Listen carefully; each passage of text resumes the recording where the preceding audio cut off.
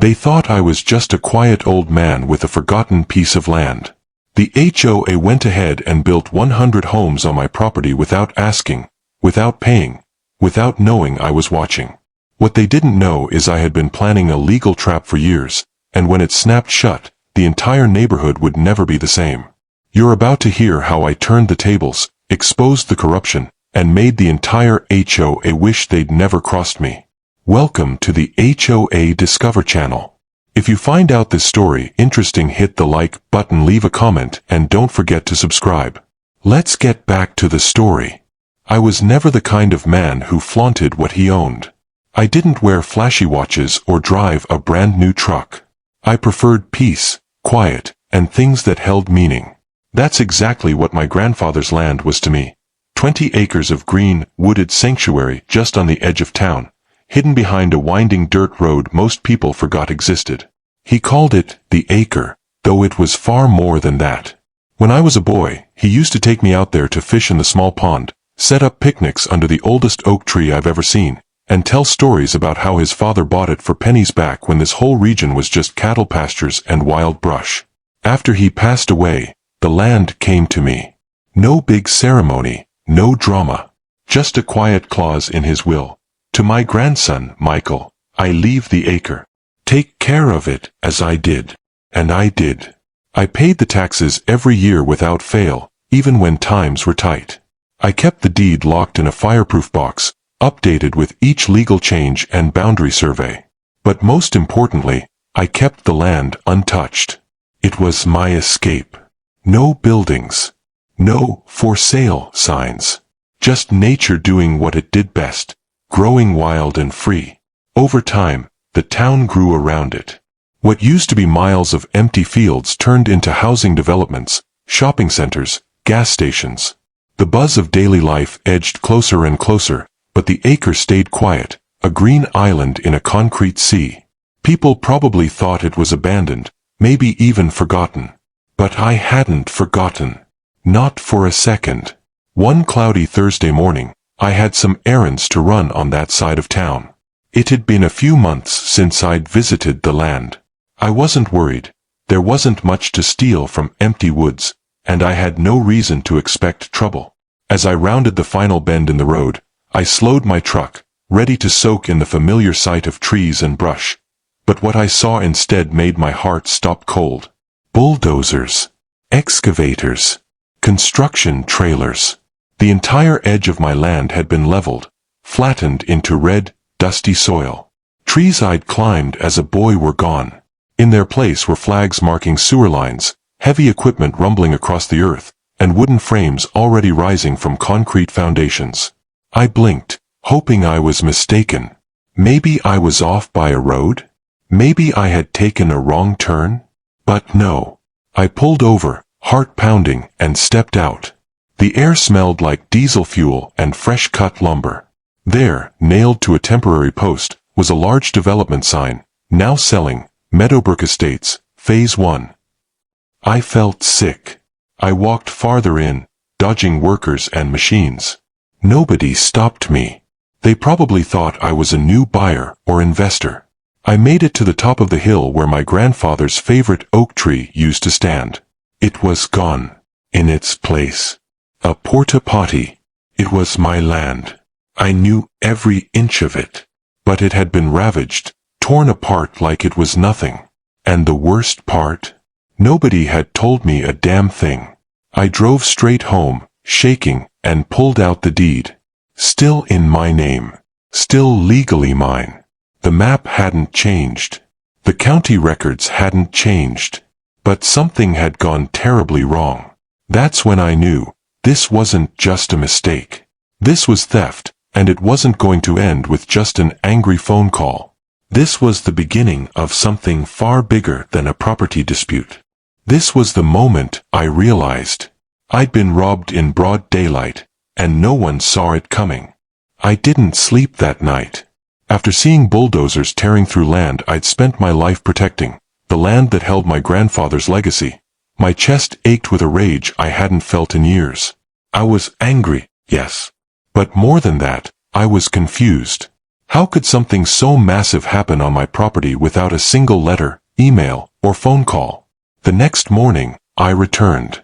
This time, I wasn't just observing. I was investigating. As I pulled in, the transformation was almost complete.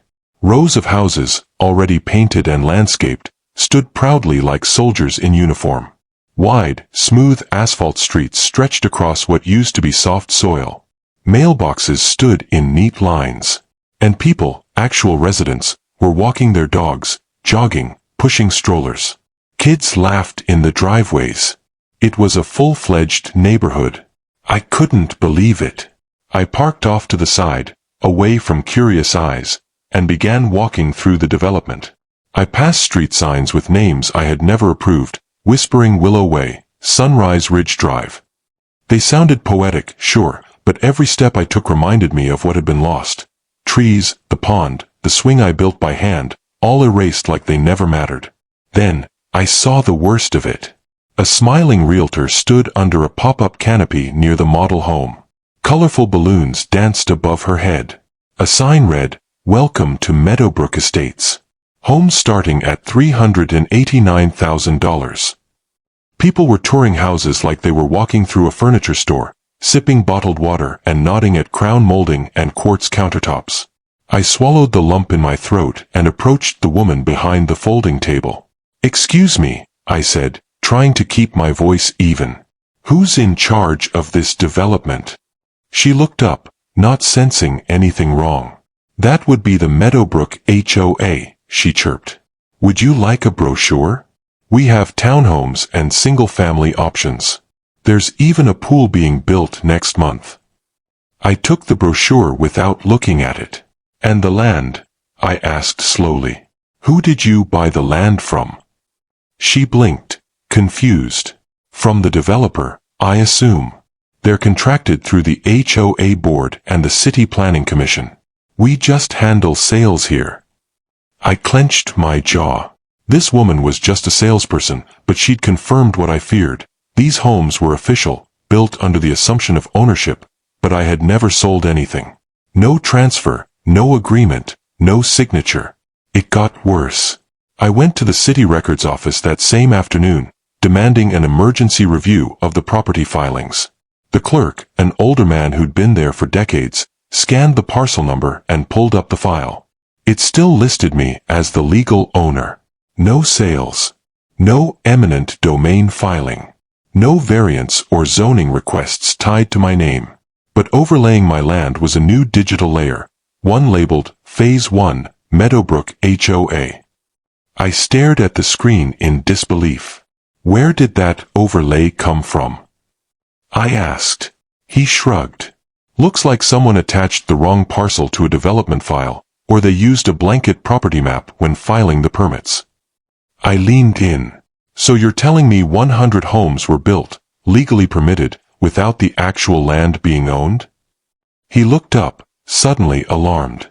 That's not supposed to happen. I walked out in silence, the brochure still crumpled in my fist. On the cover was a photo of a happy couple holding keys, standing in front of a house that stood where my grandfather's pond once was. No one had asked permission.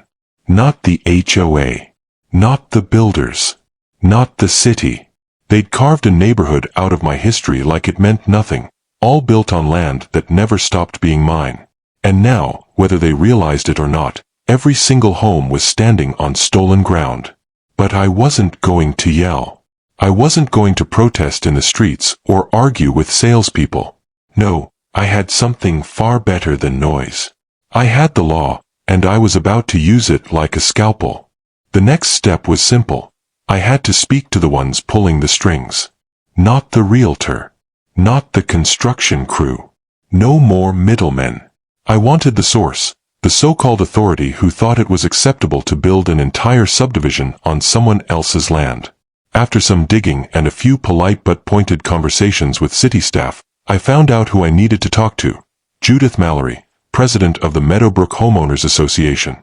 A former real estate agent turned power-hungry HOA queen, Judith was known around town for her strict standards, her micromanaging emails, and for firing landscapers if the grass grew a quarter inch too tall. I scheduled a meeting under the pretense of being a concerned neighbor interested in development plans. It didn't take long to get an invitation to the HOA's next board meeting, held at the freshly built community center, also standing right in the middle of what used to be my grandfather's favorite blackberry patch. I walked in wearing a button-down shirt, calm demeanor, and carrying a manila folder stuffed with deeds, tax receipts, and property surveys. I wasn't there to cause a scene. I was there to observe how deep the arrogance ran. Judith stood at the head of the room, flanked by 5 other board members who looked like they'd stepped straight out of a suburban political drama. Crisp clothes, smug smiles, and eyes that had scanned too many HOA bylaws and not enough real legal documents. "Good evening," she said, plastering on a customer service grin. "You must be Michael. You said you had some questions." "I do," I replied, setting my folder down. "I believe you've built your entire development on my land." Silence. At first, they thought I was joking. Then Judith tilted her head like I was some confused old man. "You must be mistaken," she said flatly. "This land was part of the Meadowbrook acquisition deal. We have all the paperwork." "I'm not mistaken," I replied calmly, opening the folder and sliding the original deed across the table. "This property, parcel #G19-072, has been in my family for over 70 years. The county tax office still bills me annually. The title has never changed hands." One of the board members scoffed. Another chuckled, whispering to the guy beside him. Then Judith leaned forward, her tone sharp now. "Sir, you don't understand. This is community land now. The homes have been sold. Families have moved in. What's done is done." I stared at her for a moment, watching her confidence teeter right at the edge of recklessness. "That may be," I said slowly, "but the land still legally belongs to me. And what's been done is called trespassing, unauthorized construction, and possibly fraud. You didn't buy this land. You invaded it." That's when the attorney spoke up, a guy in a navy suit who clearly thought he was smarter than everyone in the room. He chuckled and waved a set of copied documents. "I've reviewed everything," he said. "Our maps show the property was zoned for Meadowbrook. The developers acquired a permit." "Yes," I replied, "but not my signature. Not a transfer. Not a contract. Every permit you've acquired is based on a false assumption. That's not how land ownership works." The lawyer's smile faltered for a second, just a crack, but he covered it quickly. Judith, on the other hand, doubled down. "I'm afraid this isn't going anywhere," she said. "The HOA won't be intimidated by vague threats or false claims." I slowly closed the folder and stood. "No threats," I said quietly. "Just facts. You built 100 homes on land you don't own. I've already filed a formal complaint with the county recorder's office. Next comes the court, and trust me, they won't dismiss it as easily as you have." Her smug look didn't fade immediately. It took a few seconds. But I saw it. That brief flicker of realization that maybe, just maybe, she'd stepped into something deeper than she thought. I didn't yell. I didn't threaten. I left that meeting as quietly as I had entered, knowing full well that the HOA had just made the biggest mistake of its existence. They thought I was just a landowner. But they didn't know I was also the trap they had just walked into. The minute I walked out of that HOA meeting, I knew exactly what I had to do, and yelling wouldn't accomplish it. I had to be smarter, quieter, precise. This wasn't just personal anymore. It was about principle. My grandfather raised me to stand tall when someone tried to take what wasn't theirs. I wasn't just going to take them to court, I was going to bury them in it. I started with the first weapon in my arsenal, proof. The very next day, I contacted my old friend Daniel, a sharp property attorney I'd met years ago when settling another land dispute involving a distant cousin. If anyone knew how to navigate the complicated mess of real estate law, title errors, and government missteps, it was him. When I explained the situation, he didn't laugh. He didn't even sound surprised. HOAs and developers have gotten too bold, he said over the phone. They assume no one's watching. But if you have the deed, the tax records, and no record of a legitimate land transfer, they've got a massive problem. We got to work immediately. I hired a licensed land surveyor to redraw the boundaries of the property using GPS coordinates and county GIS data. When he came back with the report, it confirmed what I already knew. The entire Meadowbrook development, all 100 homes, the clubhouse, the playground, and even the retention pond, were squarely built on land legally belonging to me. No overlaps. No confusion. They had built their empire on my soil. Then I brought in a title investigator. He combed through years of transaction history, permit filings, and any document attached to my parcel.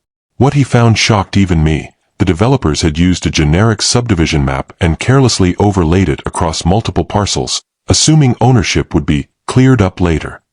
But no transfer, no sale, and no release had ever been executed with my name. It was textbook fraud through negligence. Next, I started gathering visual evidence. I flew a drone over the entire development, capturing high-resolution footage of homes, lots, fences, and even backyards stretching across my property line. Every frame was time-stamped and geo-verified. I recorded HOA meetings, took photos of construction crews still working on Phase 2, and saved every real estate listing showing homes for sale on my land. But I didn't stop there.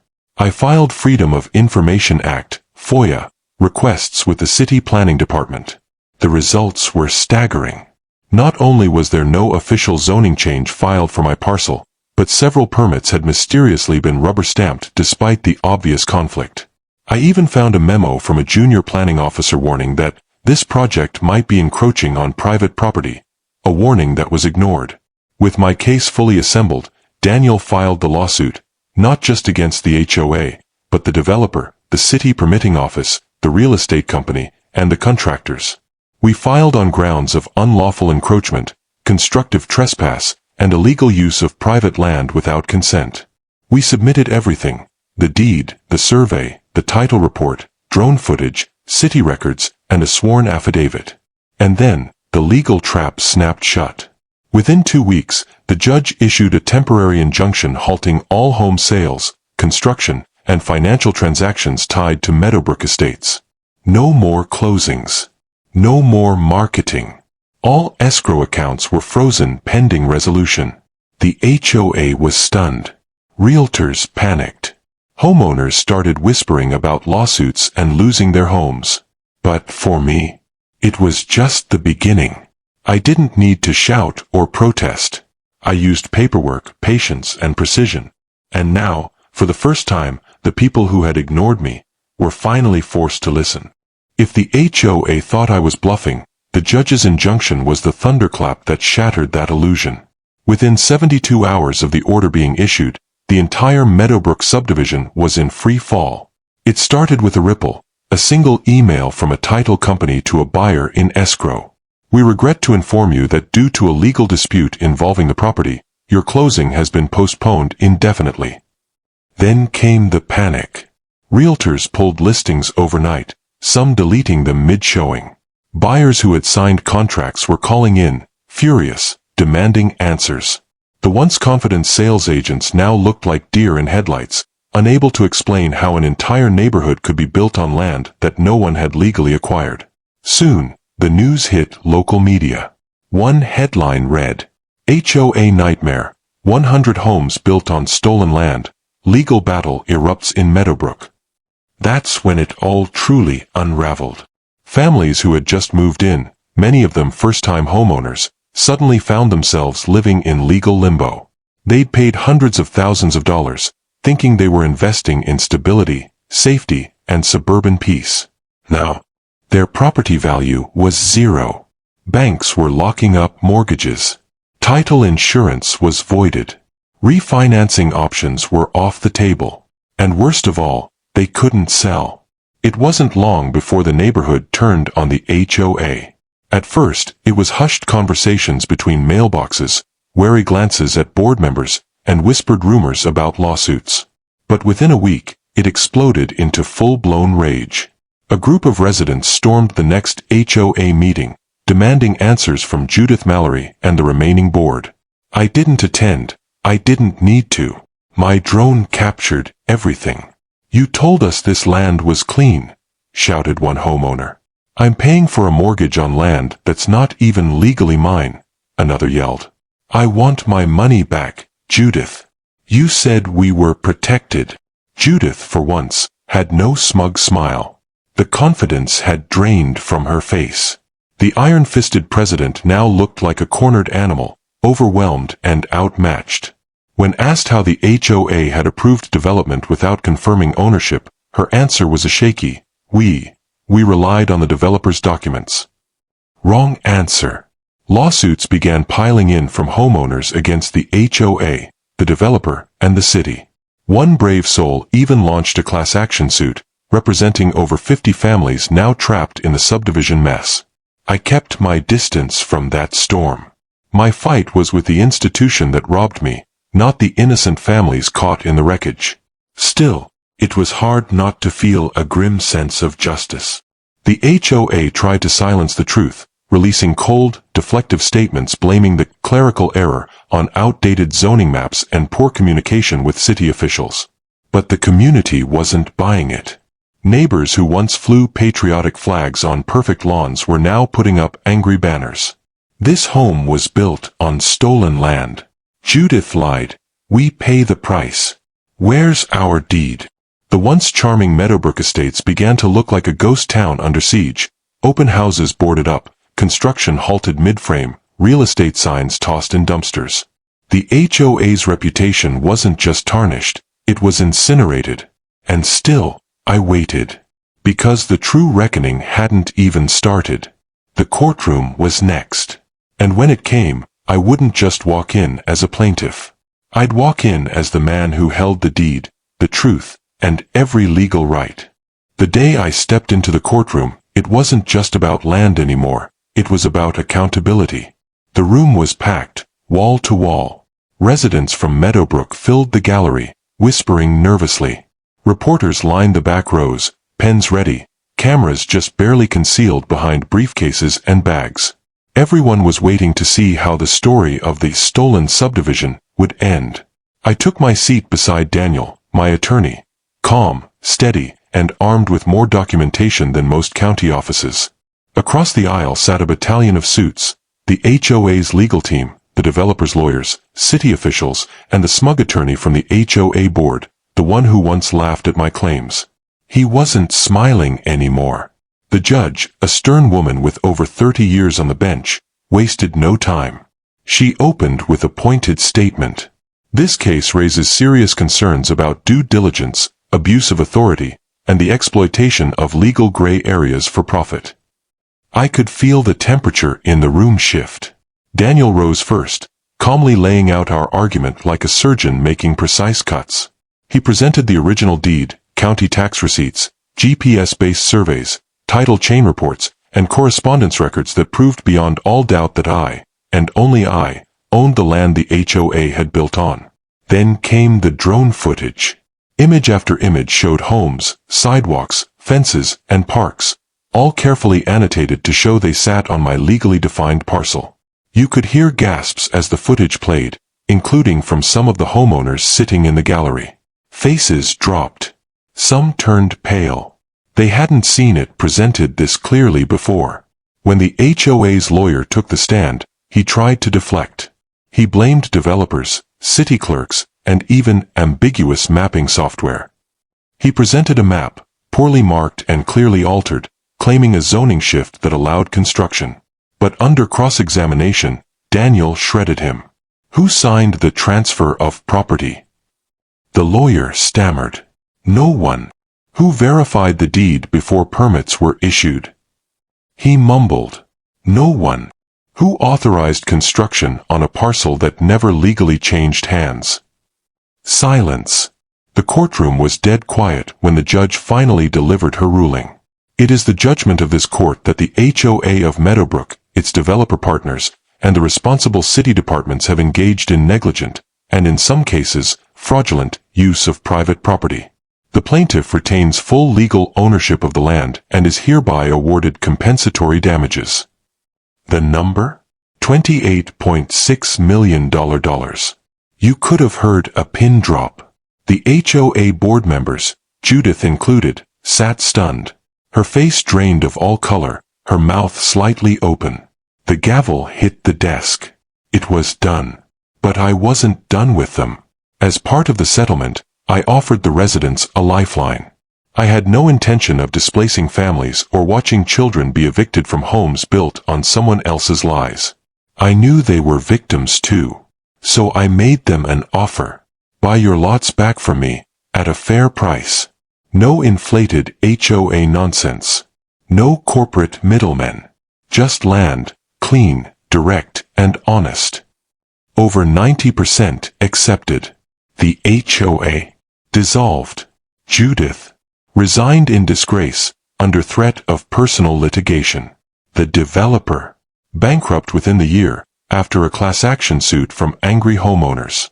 In place of the HOA, I helped form a new neighborhood agreement, a resident-run council with transparency, fairness, and no abusive fines or bylaws. The people cheered, not just for the victory, but for the restoration of justice. I didn't win through force. I didn't need to raise my voice. I just stood my ground, and let the truth do the heavy lifting. It's been 6 months since the judge's gavel came down, and I still remember the sound. It wasn't just the end of a trial. It was the end of the lie, and the beginning of something much bigger. Today, I walk those same streets, my streets, but the feeling is different now. Back then, I walked through this neighborhood as a ghost. The land was mine, but the world around it didn't see me. They paved over my legacy without asking. They smiled in their fancy offices and filed their fraudulent paperwork, thinking the old man with the deed would stay quiet. They were wrong. Now, as I stroll down Whispering Willow Way, children wave at me. Some of them even ride their bikes on the same trails where I used to follow my grandfather with a fishing rod in hand. Their parents nod at me from porches, not with fear, but with respect. Not because I tore something down, but because I built something better in its place. When the dust settled from the court victory, I had a choice. I could have sold the land to an investor for a quick payday. I could have evicted every family, sued for even more damages, and watched the whole subdivision be bulldozed out of spite. But I didn't. I sat down with every homeowner who would listen and told them the truth. You were misled. You were used. But I'm not here to punish you. I'm here to give you a second chance. So I offered them their land, not through an HOA, not through a corporation, not with endless fine print. Just a fair sale. No hidden fees. No threats of fines for the wrong shade of mailbox. Just freedom, plain and simple. They called me the quiet landowner in a local news story. The article went viral. A man who refused to back down, outwitted a corrupt system, and saved an entire community from collapse without ever raising his voice. But those headlines didn't show the real victory. The real victory was when I helped a single mom secure her title free and clear, after months of fear she'd be forced to leave. It was when a veteran finally stopped waking up in anxiety over whether his dream home was going to be ripped away. It was watching the community plant a tree in the roundabout where the old HOA sign used to stand. They called it the Freedom Oak, in honor of the one they tore down to build this place without asking. Irony has a funny way of circling back. Today, there is no HOA here. Just neighbors. Real neighbors. The kind who knock on your door when your car lights are left on. The kind who mow each other's lawns when someone's out of town. The kind who don't need a committee or a contract to be decent human beings. Meadowbrook still exists. But it's different now. It's ours, not theirs. The old board members have vanished. Judith moved out quietly, under a wave of lawsuits and angry neighbors. The developer's office is shuttered, phone lines disconnected. And the city. They rewrote the zoning policies to ensure this kind of thing never happens again. But me. I still keep the original deed, framed above my fireplace, yellowed with age but stronger than steel. A reminder that land isn't just dirt. It's legacy. It's memory. It's family. And when someone tries to take it from you with arrogance, fraud, and greed, You don't need to fight dirty. You just need to fight smart. Let them underestimate the quiet ones. Because what the HOA built in arrogance, I reclaimed with strategy. And I'll protect it for generations to come. So here I am, standing once again beneath an open sky, right where my grandfather's oak tree once grew. The land is different now. The people have changed. The buildings are new. But the spirit of this place, that never left. It just needed someone to protect it. I didn't set out to be a hero. I wasn't looking for a fight. I just wanted what was right, for my family's land, for the truth, and for the people who were lied to. And in doing that, something incredible happened. We didn't just win in court. We rebuilt a community. Without fear. Without fines. Without a power-hungry HOA breathing down everyone's neck. Just neighbors, standing shoulder to shoulder. Free. Respected. Heard. In a world where people with money and influence think they can take whatever they want, let this story be a reminder. Sometimes the quietest voice can shake the loudest walls. Sometimes the forgotten landowner turns out to be the one holding all the cards. And sometimes, just sometimes, a legal trap, set with patience and purpose, becomes the thing that sets everyone free. This was never just about land. This was about standing your ground. And I did.